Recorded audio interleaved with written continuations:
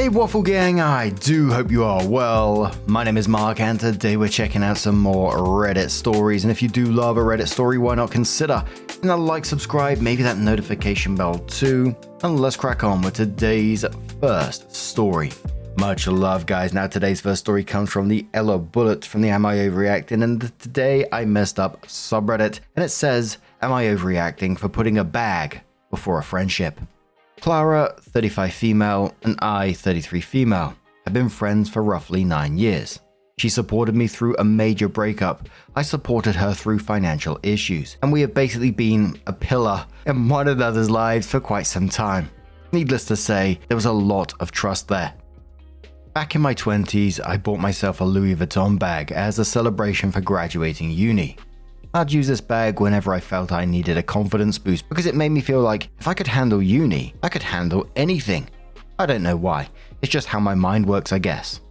Well, this bag got quite a bit of wear and tear over the years, although I'd prefer to say she was well loved, and Clara offered to get it refurbished for me while she was on holiday in Paris. I was apprehensive, but she insisted that it was a gift for helping her get back on her feet. She took the bag with her to Paris, and I thought little of it, until I got a job interview and needed my little confidence boost to complete my outfit. That's when I realized that Clara got back from Paris in January, and I still didn't have the bag. I called her up to ask where it was, thinking she'd probably forgotten about it. I mean, I had too, and she said it must be in her closet somewhere, and that she'd dig it out. The interview wasn't for a week, so I wasn't worried, but then I heard nothing from her. No random TikToks in my DMs, no questioning whether game night is a go-ahead that weekend. Nothing. After 4 days, I called her again, and she said she'd be over that evening with the bag. Clara showed up, she handed me a Louis Vuitton box, and said she had to go. Very unlike her because usually would catch up a bit. As I was getting ready for my interview, I opened the box, pulled the bag out of the dust thingy, and noticed something was off. The leather felt a little too raised, and the stitching seemed a little too bright. I didn't have time to think about it just then, but I couldn't stop thinking about the way it didn't feel the same. So when I got home, I inspected it closely. The zips are scratching, some of the inner stitching is loose, and the heat stamp has no numbering on it, as it does on authentic pieces. This bag is a fake. I called Clara and asked what happened with my bag, and she stammered, saying that she had no idea what I mean. She said she's outraged that the store did a bad job refurbishing, and that she's going to call them to complain. I'm sorry, what? This bag isn't even real. I called her out and told her that if I didn't have the real bag back by the end of the weekend, she'd be gone from my life. The deadline was 3 days ago, and Clara's been a ghost in the wind for almost a week.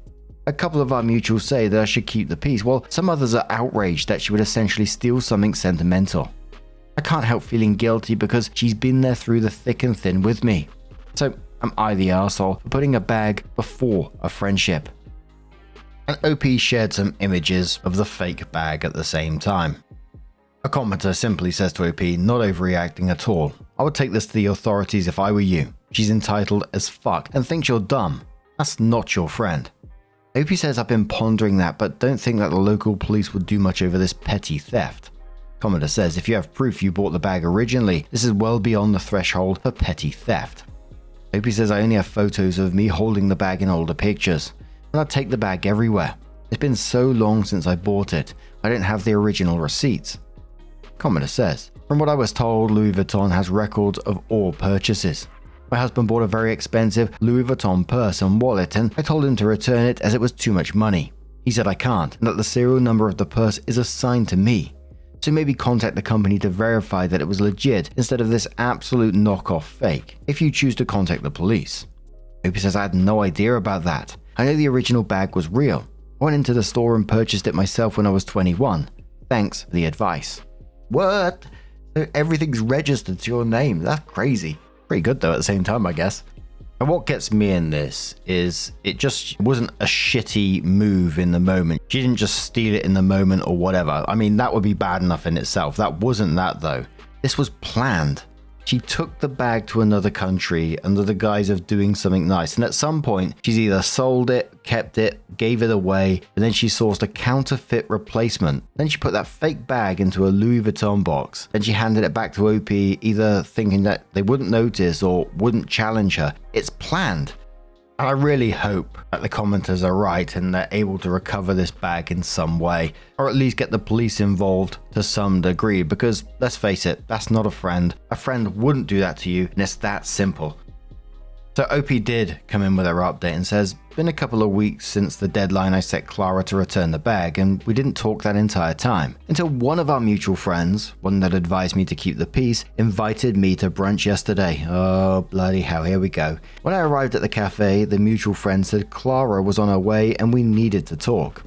After hearing some of you guys say that there might be an actual explanation other than theft, I thought I owed it to our friendship to hear her out. So here's what actually happened. Clara took the bag to an official Louis Vuitton store when she was in Paris, but given the fact that she wouldn't be in the country for long, she arranged to have it delivered to her house when it was restored. She showed me the tracking information and it arrived at hers in March. When it arrived, she left the bag in its box in her hallway, so she'd remember to bring it when she next saw me. Within the week of the bag arriving, Clara's sister, we call her Lola, went to Clara's to borrow a dress for an event. Clara had to go out when Lola was trying on dresses and trusting her sister to lock up. She left. When Clara got home, the Louis Vuitton box was gone along with the bag. She called Lola repeatedly and got no answer. She messaged her relentlessly to no avail. Clara was panicking. Eventually, Clara went to their mother and told her what was going on, who then called Lola to tell her to give the bag back. A few days later, a beaten-up Louis Vuitton box was on Clara's doorstep. When I asked about the bag, Clara didn't want to detail the whole ordeal because she was embarrassed. She took the bag, which was still in its dust bag, out of the box and gave that to me. When I called her about the bag being fake, she genuinely had no idea what I was talking about. At the time, she said she'd called the store to find out what happened, but really she messaged Lola demanding to know where the real bag was.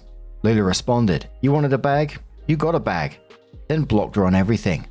Clara was in pieces, panicking and thinking that she'd destroyed our friendship. She turned to a couple of our friends because she was scared of how I'd react to her sister's actions. At brunch, Clara showed me the messages through tears. Our mutual friend showed me Lola's Instagram where she's holding my bag in some of the images. Clara was in tears and I cried with her because I realized that I was overreacting this whole time and that I had automatically assumed the worst. As it stands, we've reported the bag as stolen and provided evidence against Lola. Clara's parents aren't happy, but understand that Clara has tried for months to sort this out, and that Lola needs to understand that our actions have consequences. I begged Clara to forgive me for how I handled it, and she laughed, saying she was about to beg me for forgiveness for not telling me what was happening this whole time. So, I don't have the bag back, but I do have my friendship, and from now on, I'll try not to jump to conclusions.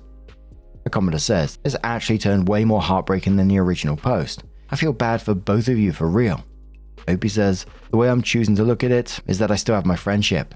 Thankfully, Clara fully understands why I reacted the way I did. Commenter says, I'm glad Lola reported to the police. She seems to be a bitch. Opie says, her audacity far outweighs her likability. I'm not sure how I feel about that update because, yes, I jumped to conclusions as well and I put the blame on Clara, but for me, Clara doesn't automatically come out of this looking completely innocent because she's sat on this for some time, right? If your sister steals your friend's sentimental designer bag and replaces it with a fake and is telling you you wanted a bag, you got a bag and all this kind of stuff and then blocks you, why on earth wouldn't you first call your friend and say what's going on? Instead, she waited for OP to chase her about the bag, and when OP discovered it was a fake, still didn't explain, just let OP believe she had stolen it and ghosted her, whilst mutual friends are saying, you should keep the peace with all this, so it was clearly going around at the same time. I understand being embarrassed, panicking, all this kind of stuff, but if one of my family members stole something from a friend, my response certainly wouldn't be, hopefully this is all just going to blow over. So in this, Lola is an absolute thief and I hope she gets what's coming to her because she's a bloody cheeky so-and-so of the highest order. Clara, not a thief, but seemed to have handled this terribly, let her friend take the fall for her silence. Whilst OP jumped to a conclusion, but honestly, I don't blame her given the fake bag and Clara being evasive and the ghosting and all this kind of shit. I understand why. If someone handed me a counterfeit version of my stolen property and then vanished for a week, I'd be assuming the worst. Bloody hell, but I really do hope OP does get that bag back. But what do you guys make of this situation? Maybe you got a completely different take on the matter. Let us know your thoughts down in the comments below. Let's move on to another story. Now our next story has trigger warnings on it of untreated mental illness and enabling as well, and it says OP almost throws out his stepson's pillowcase. My stepson is 23 and he sleeps with a body pillow that he has one pillowcase for. It has a cartoon on it of a girl in a cat costume. I was doing the laundry yesterday and I noticed it was pretty threadbare when it came out of the dryer, so I threw it in the rag bag. When he came home from work, he asked where it was and I told him. He acted shocked and almost like he was going to cry. He went and took it out of the bag and washed and dried it again. When his mum got home, he talked to her right in front of me and said I wasn't allowed to wash it anymore. She sat with him in his room after and calmed him down. It isn't one of his collectibles. He doesn't keep it sealed away or anything, but they're both mad at me. I don't know what I did wrong. Why am I the arsehole? Commenter says, how can I put this gently? Imagine if that pillowcase was, like a girlfriend to him. Opie says, I've been getting that response a lot. It can't be real. Commenter says, I can assure you that is indeed a thing. The internet will tell you all about it if you look hard enough. Opie just replies, no thank you. Another commenter says, Opie, after reading this comment section, I just have to ask, are you okay? Opie says, not really. I'm kind of glad his mum talked him out of joining the Marine Corps. I don't think it would have gone well for him. So, Opie came in with another post and says, I, 62, recently found out some stuff about my stepson, 23, that I would really rather not know. My daughter, 16, helped me post to a different sub, and although part of me wishes I hadn't, I'm kind of glad I did. It gave me some insight into the kid. He's been in my life since he was 5. Now, she told me to post here since my post over there got removed. Had a long talk with my wife, 42, about our son. I showed her the original post. She's kind of in shock about it. She knew he was attached to his property and kind of upset with me for throwing it away without asking. So I listened to some of the commenters there and suggested therapy. Trust me when I say I'm considering it for myself after what I read. I'm an old guy, but I'm not one of those that thinks getting mental health services makes you weak. I think that my stepson has some problems that I'm not equipped to deal with. My stepson is upset with me to begin with, and now he is angry that I think he is crazy. I do not. I work with some guys who are completely around the bend. He just needs some help. My old man would have told me to take him to Amsterdam and make him grow up. I'm not going to do that. I don't know what he needs, but I know it's not that. I don't think what some of those guys suggested is true. I think he's just confused about how to deal with this world you young people have got going on.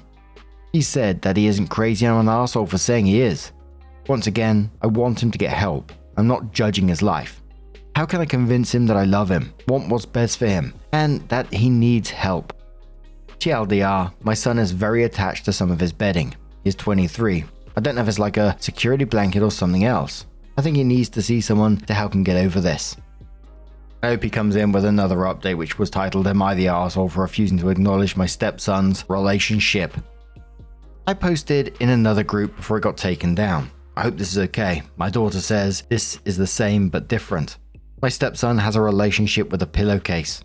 I almost got divorced because I upset him so much when I put it in the rag bag. His mum just humors him no matter what. I just shake my head. I've tried to get him to go see a therapist. He will not. I know he is an awkward young man, but he obviously needs help, but my wife won't see it. He has decided that he wants to marry his waifu. I swear to Christ I know more about this stuff than I ever wanted to. The folks in the other group explained it and helped me understand. I really wish I did not. My stepson wants to have a ceremony where he marries his pillowcase. This has to be a mental condition. No one out there is really going to just tell me that I'm old. I can't understand the new relationships between people and linens. I can't do it. My wife is going along with it. She's getting it catered in our backyard. I refuse to attend. I'm going to go to Michigan to see family that whole week. I just don't want to see that. I want to know if I'm in the wrong for thinking this has to be an elaborate joke at my expense. There was a comment on the back of this that said I worked with a woman who was married to a car. She knew how crazy it sounded, so her mum, our manager, wasn't even aware of their marriage. Mum just assumed she was protective of the car. No one was even allowed to move it in the driveway. From the few insights I got, mostly romantic late night drives. Occasionally she'd sit in the garage and they'd watch movies together. Weird comments about jealousy, both worried about people admiring him and the fear that he could drive any driver, but settled for her. It was a Mustang, with more than its share of Mustang/Ford problems, and she ended up getting a new daily driver to keep him alive as long as possible. I lost touch with her, but never saw any family pics on Mum's page, leading me to think she never replaced him. Now, I'm not taking the piss, but I remember seeing a program, I can't remember what it was called, it might have been on YouTube or something like that, of people that were in love with inanimate objects. I think there was one guy who was absolutely obsessed with his car and he was kissing it and all this kind of stuff. A lady that was in love with a fair ride and, liked the oil and all that kind of stuff. Oh, man. And there's parts of this story that I couldn't help but just chuckle away to myself. And I don't mean that in being nasty or anything like that, but it's just such a bizarre thing to read about, right?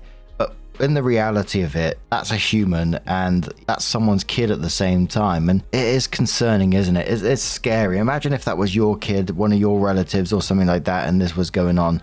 It would be really concerning because we're talking about a formal wedding ceremony, catering and family attendance. You mean inviting all your family around to see that?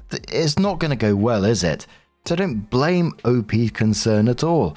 And in some ways, the bigger issue isn't even the stepson, it's the mum in this. For 2 years, she's been responding to every concern by indulging in this. Because if your adult son genuinely believes he's in some kind of romantic relationship with an inanimate object, your job as a parent isn't to go and book a caterer and a wedding ceremony and all this kind of stuff. It's to at least encourage him to talk to someone to make sure he's okay, right? The mum's enabling of this situation isn't going to do him no favors for the future, and it's just going to keep harming him further and further. But what about you guys? What do you think of this situation? Let us know your thoughts down in the comments below. Let's move on to another story. Now, our next story comes from the Am I the Arsehole subreddit from NoMore1172 and says, am I the arsehole for drinking fruit juice when my partner doesn't like it? Let me give you some background. I, 26 female, have been drinking diluted summer fruits juice all my life because I hate drinking water. When I do try drinking water, I physically retch due to the anxiety it gives me trying to drink it, so I stay hydrated by drinking diluted cordial.